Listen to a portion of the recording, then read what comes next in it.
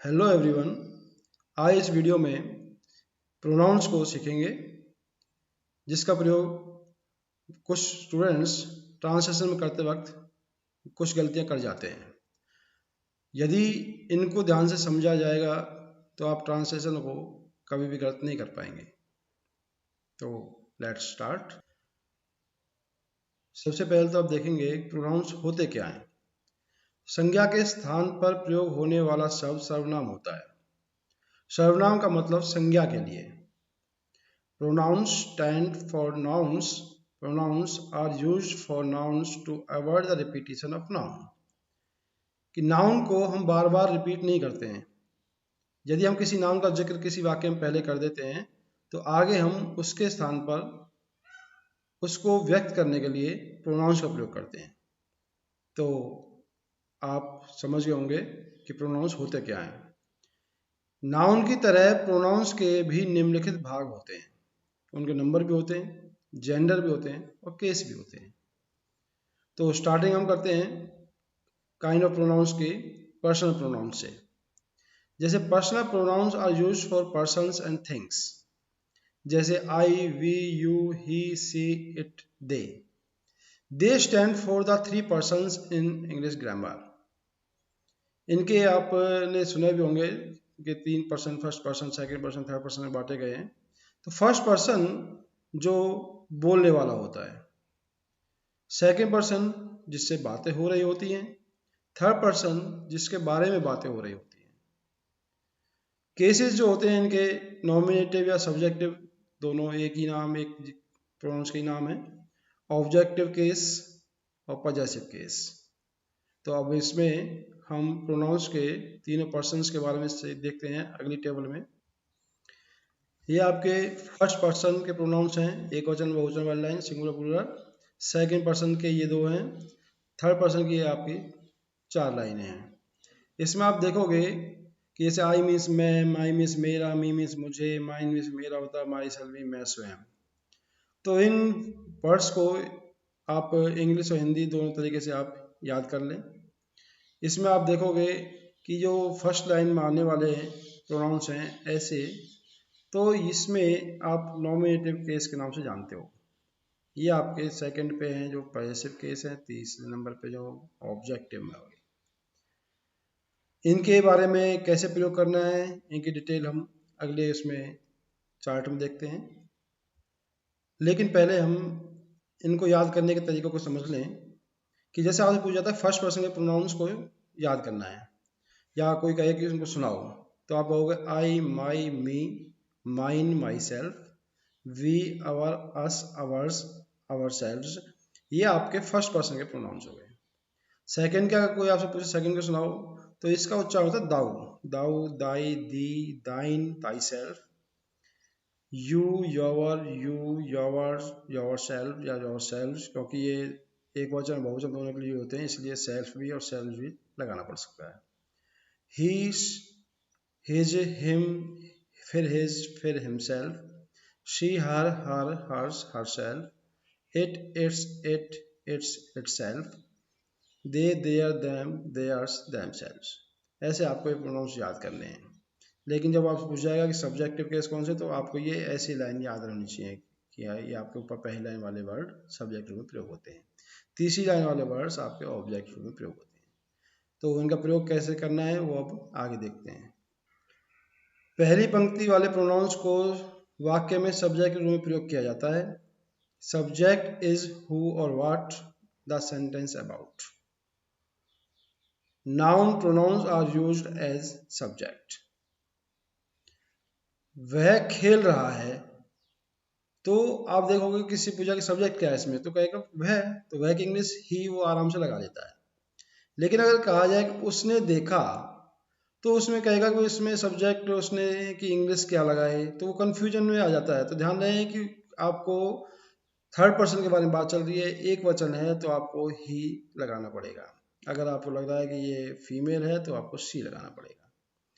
आगे देखेंगे उसके दो हाथ हैं, नहीं उसके, वैसे तो आप देखोगे उसका, उसकी इंग्लिश होती है हिज या हर, लेकिन हमें चाहिए सब्जेक्ट, तो इसलिए उसका सब्जेक्ट ही प्रयोग किया जाएगा। उसे पढ़ना है तो उसे पढ़ना, उसे के लिए देखो तो लगेगा कि जैसे उसे के लिए तो इंग्लिश होती है हिम यार, तो हमें देखना सब्जेक्ट की अवस्था बढ़ रही है तो हमें फिर वहां पे भी ही लगाना है। तो ध्यान दें, अगर फीमेल हो तो शी भी लगाया जाता है। तो अब क्लियर हो गया होगा कि फर्स्ट पर्सन के प्रोनाउंस को ही हम सब्जेक्ट के स्थान में प्रयोग करते हैं। दूसरी पंक्ति वाले प्रोनाउंस का वाक्य में सब्जेक्ट या ऑब्जेक्ट दोनों के रूप में प्रयोग किया जाता है, परंतु इसके साथ किसी संज्ञा का होना अति आवश्यक होता है। जैसे मेरा भाई आया, माई ब्रदर केम। इसमें आप देखोगे कि माई के साथ जो ब्रदर है वो आपका संज्ञा जुड़ी है हिंदी में मेरा भाई, तो माई के साथ उस वर्ड को जोड़ा जाएगा।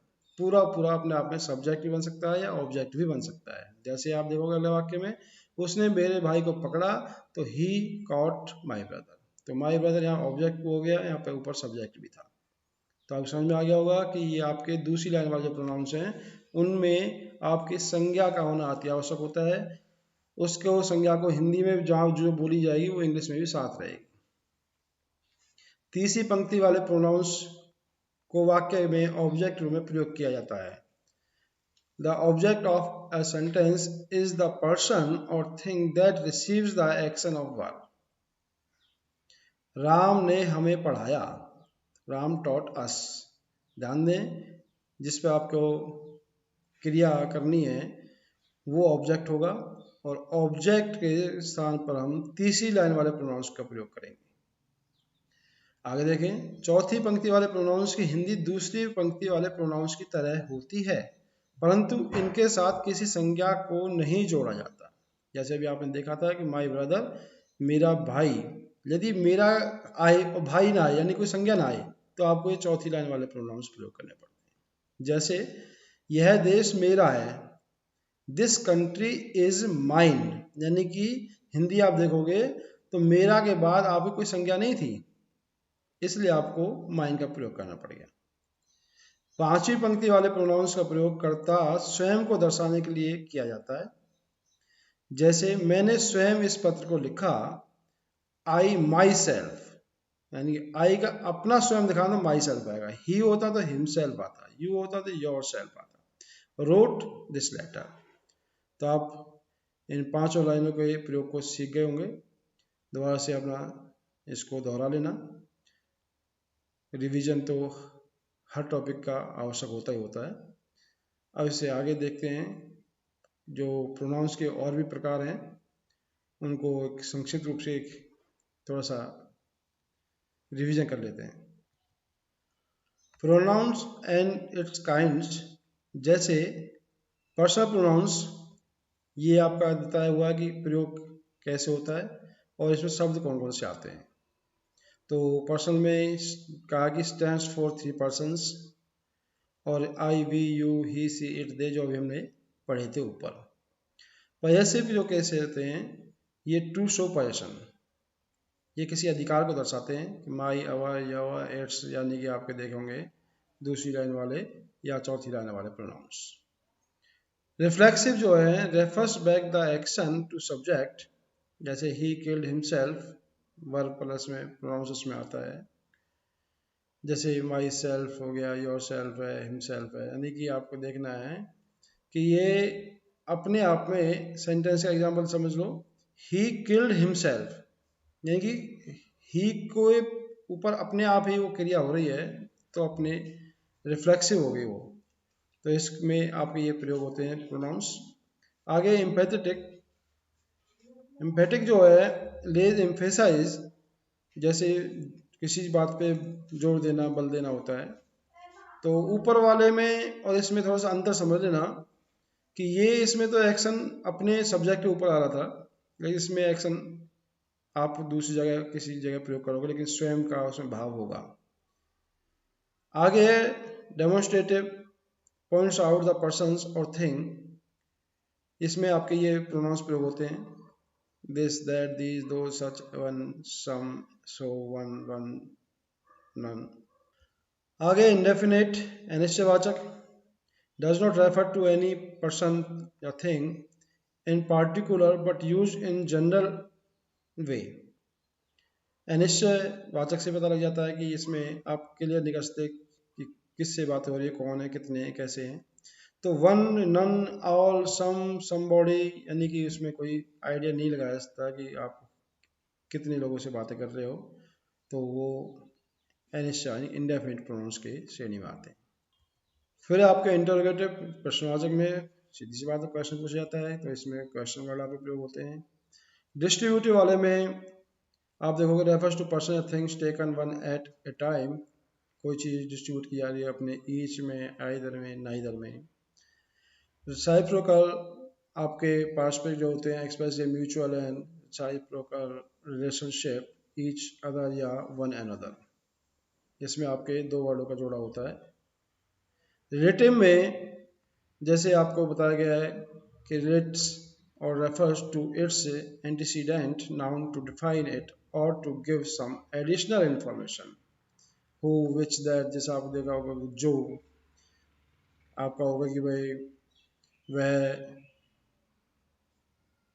राम या डॉक्टर राम का लड़का है जो सबसे आगे खड़ा हुआ है। तो ऐसे उसमें आपको संबंध दर्शाना होता है, एक प्रकार से एडजेक्टिव जो क्लॉज होते हैं उनमें इनका प्रयोग होता है। उम्मीद है कि आप इस टॉपिक को आसानी से समझ जाओगे। इसको आप पॉज करके टेबल को नोट भी कर सकते हो और इसे याद करें और वाक्यों में इनका सही तरह से प्रयोग करना सीखें। थैंक्स।